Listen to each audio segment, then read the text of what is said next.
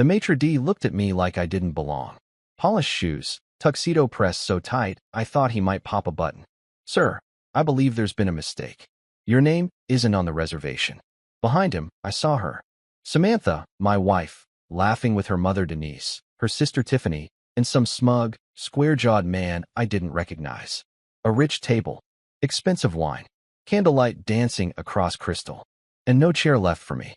I glanced back at the entrance, thinking maybe I had misunderstood the address.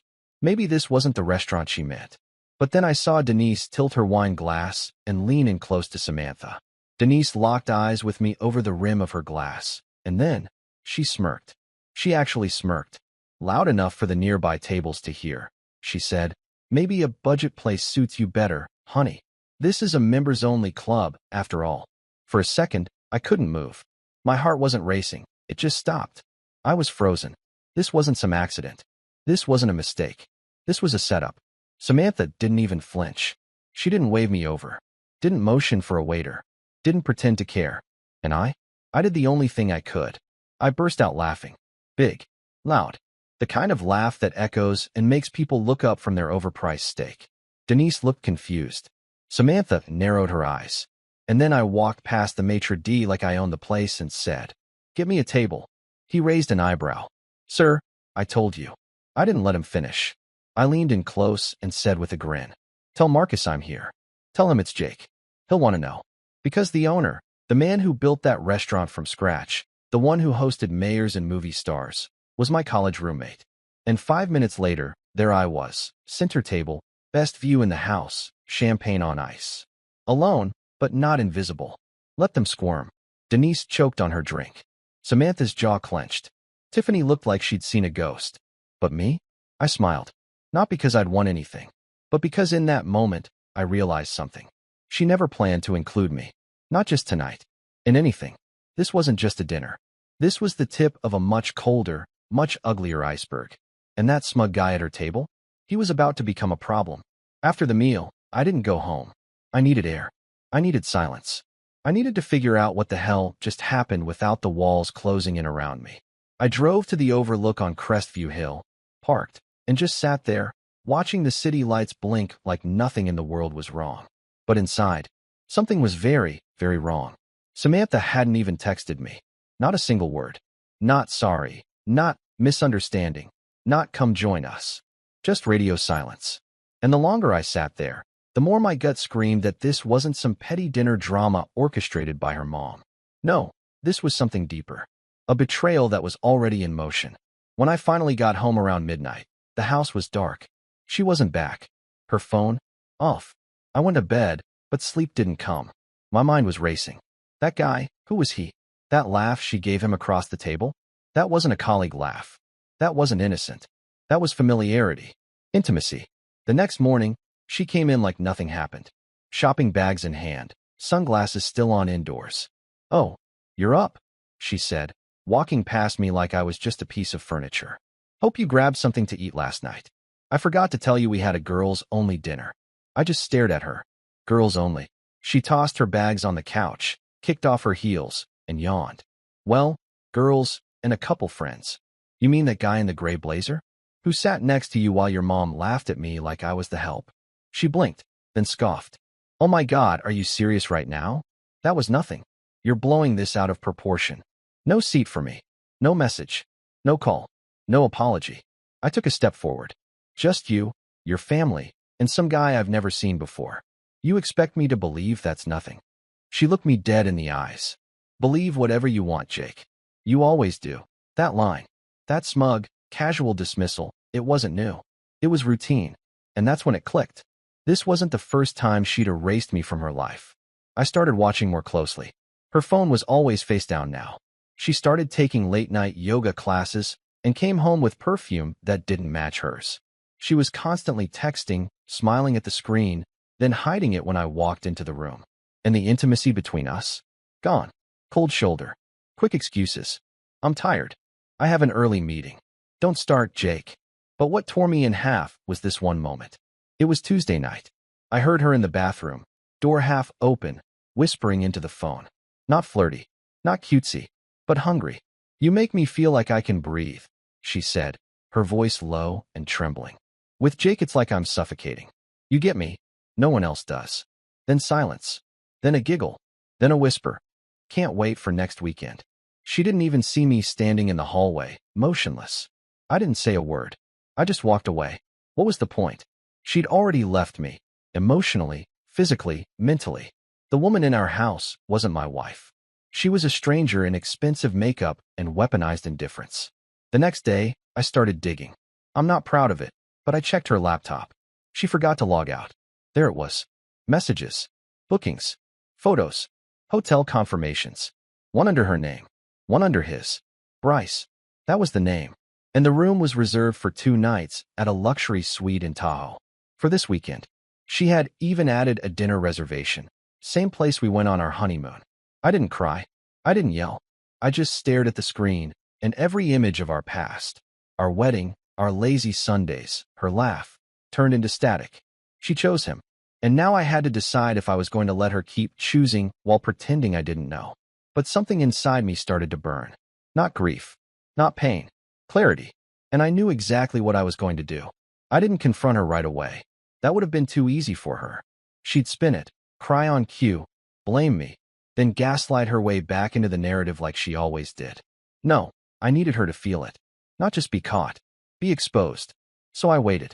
Friday morning, she was extra chipper. Hair done, suitcase packed, designer bag on her shoulder like she was headed to a fashion shoot. Company retreat, she said casually over her protein smoothie. We're doing trust-building exercises in the mountains. I almost laughed. Trust-building. The irony was suffocating.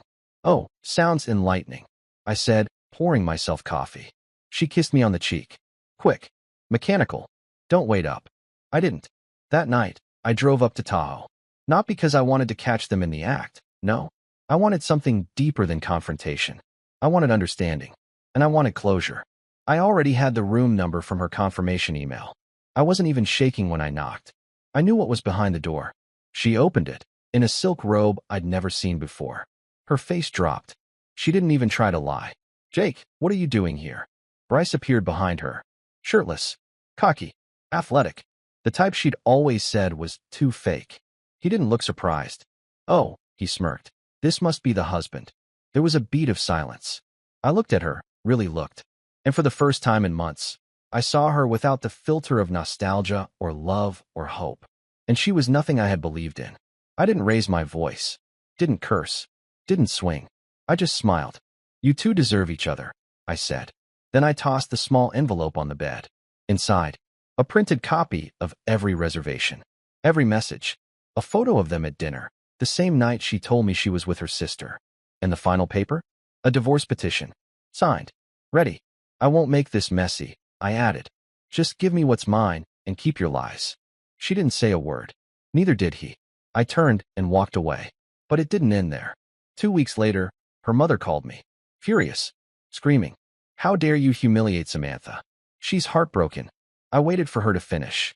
Then said, You banned me from dinner like a joke, Denise. Remember that? You told me a budget place would suit me better. She went silent. I continued, Funny thing is, I'm the one who put a down payment on that restaurant. Marcus offered me a steak years ago, but I didn't want the spotlight. More silence. Then I said, calm and quiet, Tell your daughter, next time she betrays someone, make sure it's not someone who knows how to walk away without losing. I hung up. That was the day everything stopped hurting. Because I realized I hadn't lost a wife.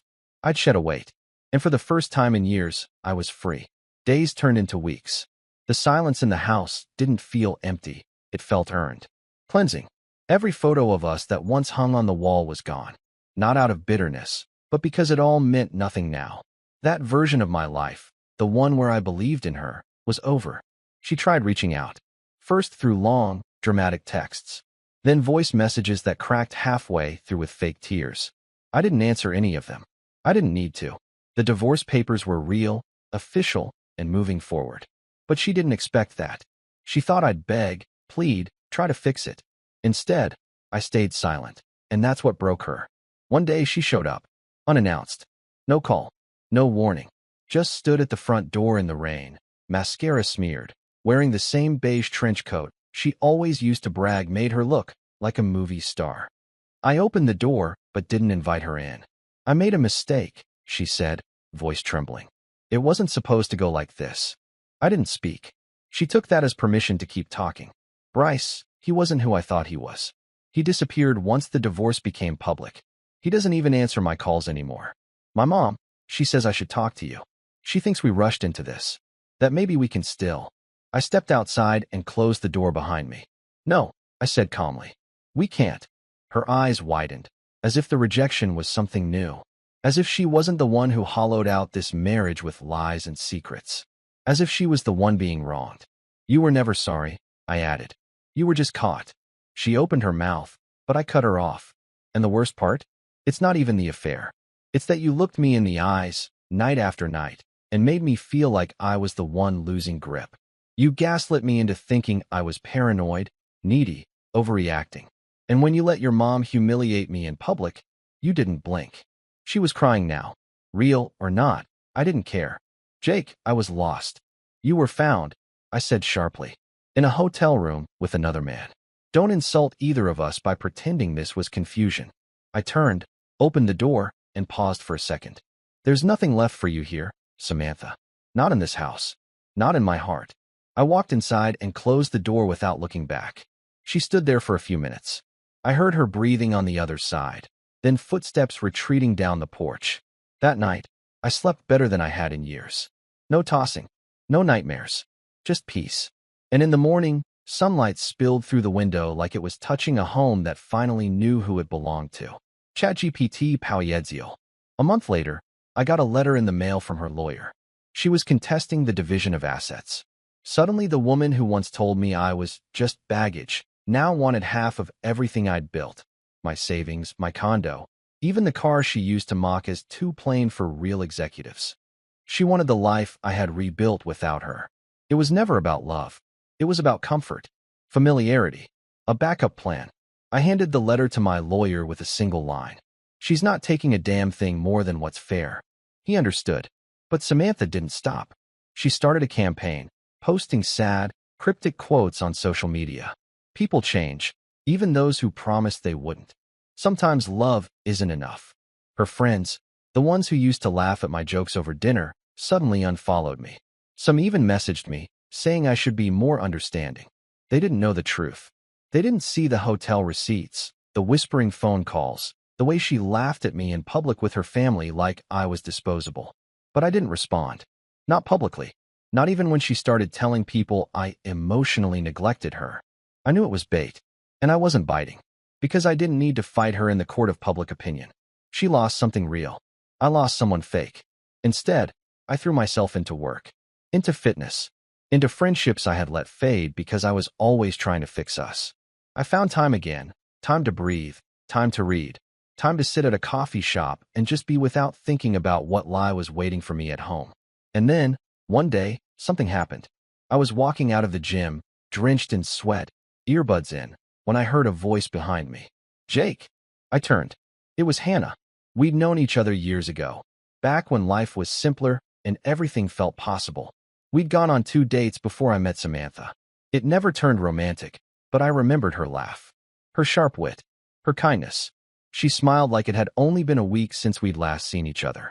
We got coffee, then dinner, then silence that didn't feel heavy. She didn't ask about Samantha until weeks later. And when she did, it wasn't with gossip in her voice. It was with concern. I told her the short version. She didn't flinch, just nodded. I'm glad you got out, she said. Some people spend a lifetime in cages they built for themselves. We didn't rush anything. No fireworks. No whirlwind romance. Just warmth, honesty, peace. And one night, months later, I realized something. I wasn't angry anymore. Not at Samantha. Not at Denise. Not even at Bryce. They were the storm that cleared the path. The collapse that made room for something honest to grow. And I wasn't just surviving anymore. I was finally living. I was sitting on the back patio one evening, bourbon in hand, watching the sky shift from gold to deep blue, when I got a message from an unknown number. It was a photo. Samantha, in some dim restaurant corner, hunched over a table, glass in hand, face hollow. She looked worn, not sad, not apologetic, just exhausted by the mess she made. The message underneath was short. I still think about what we had. I miss you. No name. No emoji. Just that. I stared at the screen for a full minute, not moving.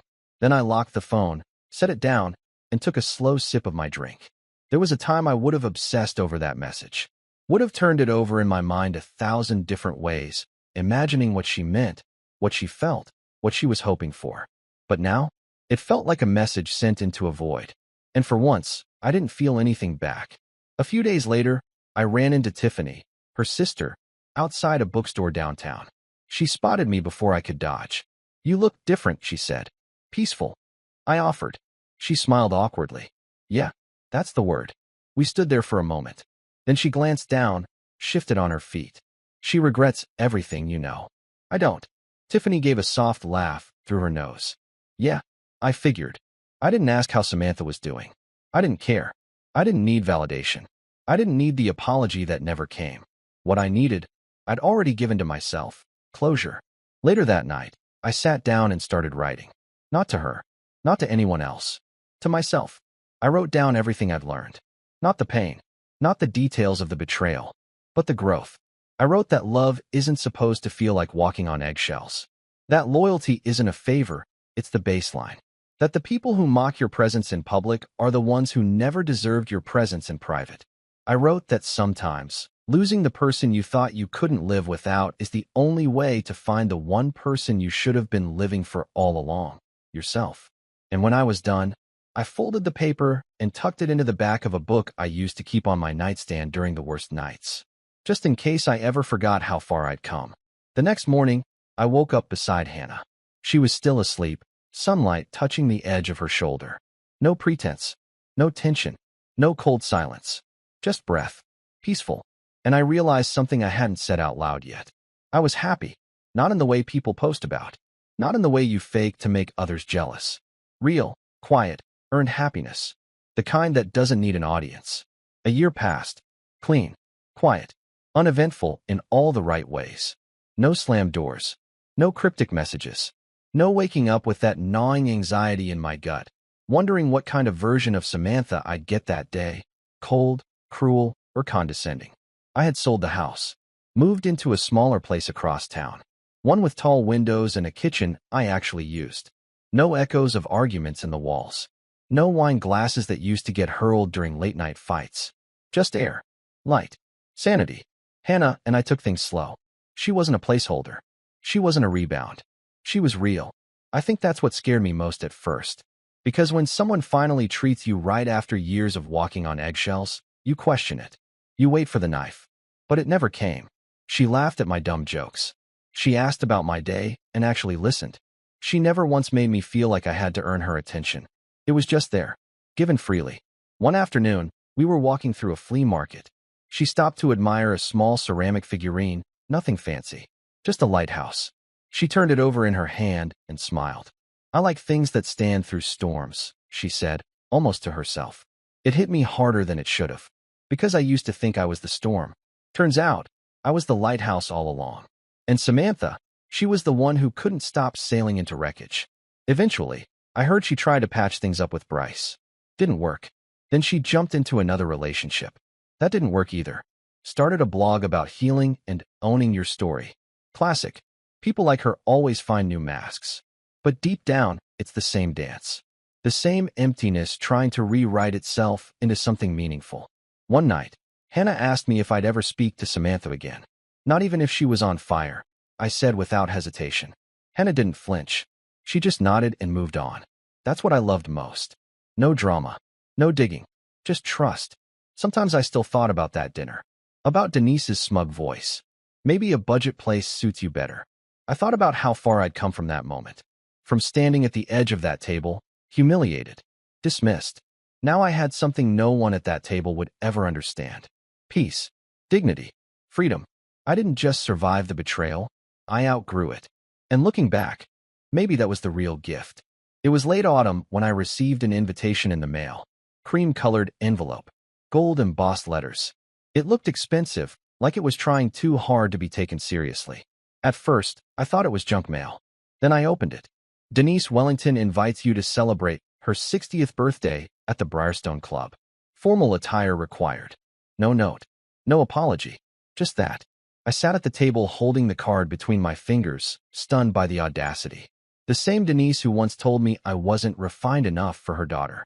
The same woman who banned me from dinner and smirked when I stood alone in front of that table. The same woman who applauded her daughter while she demolished our marriage in public. And now she wanted me to show up in a tux and clap for her? Hannah walked in, saw the card, and raised an eyebrow. You gonna go? I let out a breath I didn't know I'd been holding. What do you think? She shrugged. Might be fun to watch them all pretend they're still the elite royalty of this town. You could show them what grace really looks like. I smiled. 2 weeks later, I stood at the edge of the Briarstone ballroom in a tailored suit. Not for them. For me. I didn't owe anyone a performance, but I'd be damned if I didn't walk in like a man who'd rebuilt his life from the ashes they left behind. The room was glittering, loud with fake laughter and air kisses. Denise was holding cord in the center, wrapped in something that screamed wealth and insecurity all at once. When she saw me, her face froze. For just a second. Then she recovered with the kind of grace only decades of snobbery could polish. Jake, she said, as if I were an old student she didn't particularly remember. You came. I had to see it for myself, I replied. 60 looks good on regret.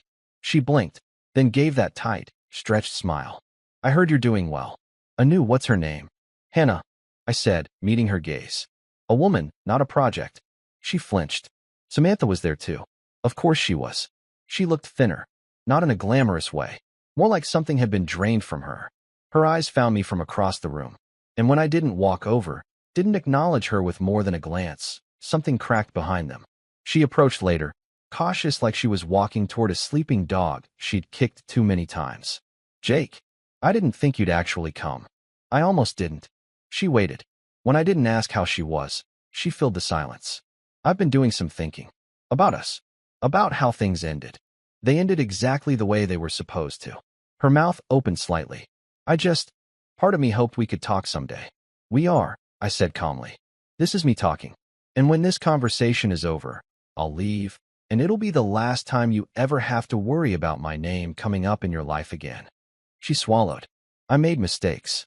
You made decisions, I corrected. Repeatedly. With precision. I didn't need a scene. I didn't want revenge. I just wanted her to hear what no one had ever dared to say to her face. You didn't lose me because you cheated. You lost me because you treated love like a tool and people like props. And then I walked away. Not rushed. Not triumphant. Just done.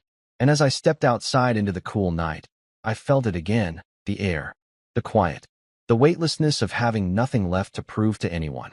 Hannah was waiting in the car. She looked at me and smiled. Closure?